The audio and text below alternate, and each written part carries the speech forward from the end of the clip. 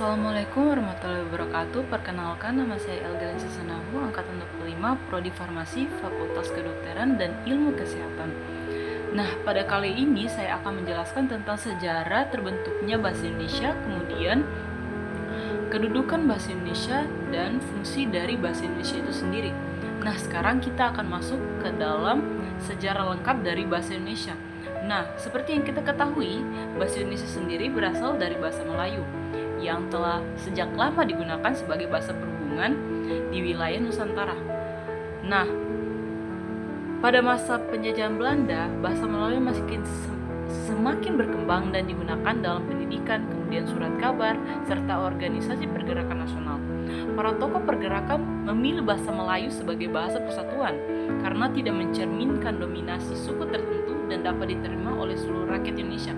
Nah, perlu diketahui nih guys, jadi pada tahun sebelum kemerdekaan Indonesia, dari zaman Sriwijaya, bahasa Melayu itu sendiri digunakan sebagai bahasa komunikasi perdagangan, di mana pada saat wilayah Nusantara itu terbentuk, kebanyakan dari warga-warga di wilayah Nusantara itu menggunakan bahasa Melayu sebagai bahasa alat komunikasinya.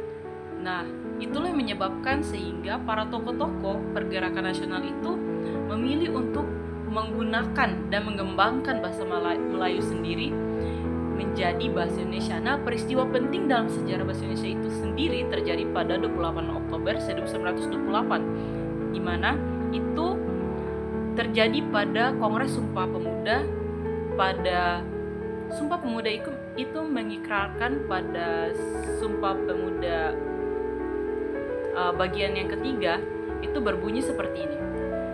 Kami putra dan putri Indonesia menjunjung bahasa persatuan bahasa Indonesia. Nah, di mana setelah Kongres Pemuda itu terjadi, Indonesia ketika merdeka pada tahun 18 Agustus 1945, Indonesia membuat undang-undang dasar untuk bahasa Indonesia itu sebagai bahasa negara seperti yang tercantum dalam pasal 36 Undang-Undang Dasar 1945 yang berbunyi bahasa negara ialah bahasa Indonesia. Yang kedua, fungsi dari bahasa Indonesia. Fungsi dari bahasa Indonesia itu sendiri ada 5. Yang pertama itu alat komunikasi, kemudian alat pemersatu bangsa, sarana pengembangan ilmu pengetahuan dan teknologi, bahasa resmi pendidikan dan pemerintahan, dan sarana pelestarian budaya nasional. Alat komunikasi, seperti yang kita ketahui bahwa Indonesia ini memiliki berbagai suku, budaya, bahasa, dan etnis, di mana dari perbedaan itu kita bisa membuatnya menjadi satu. Nah, alat komunikasi apa yang harus dipakai sehingga dari masyarakat dari Sabang sampai Merauke itu bisa berkomunikasi satu dengan yang lain? Ya, bahasa Indonesia itu sendiri itu sebagai bahasa pemersatu. Yang kedua, alat pemersatu bangsa. Itu seperti yang telah saya sampaikan tadi bahwa Indonesia itu beragam dan alat pemersatu untuk komunikasinya itu adalah bahasa Indonesia sendiri. Kemudian sarana pengembangan ilmu pengetahuan dan teknologi, di mana dengan berbagai ilmu pengetahuan dan teknologi itu bisa dicantumkan dengan bahasa Indonesia sehingga pendidikan kita di Indonesia itu bisa berkembang lebih lagi. Dan yang terakhir adalah sarana pelestarian budaya nasional.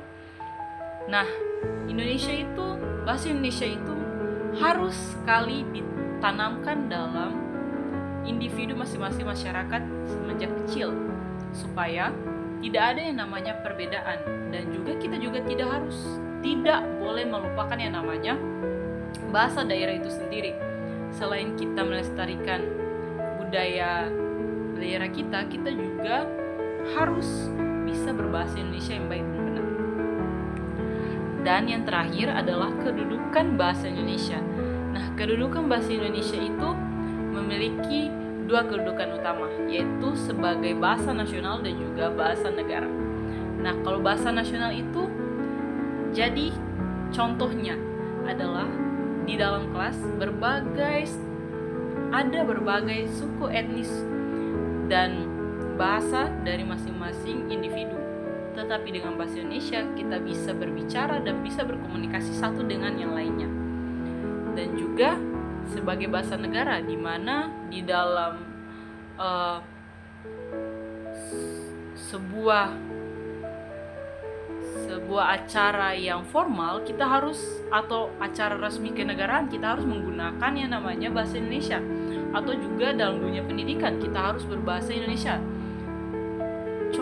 Contoh paling kecil adalah ketika ada dosen yang dari suku yang berbeda, tidak mungkin dia menggunakan bahasa suku dia tersebut dalam menjelaskan pembelajaran kepada suku yang lain, karena pasti akan terjadi yang namanya miskomunikasi.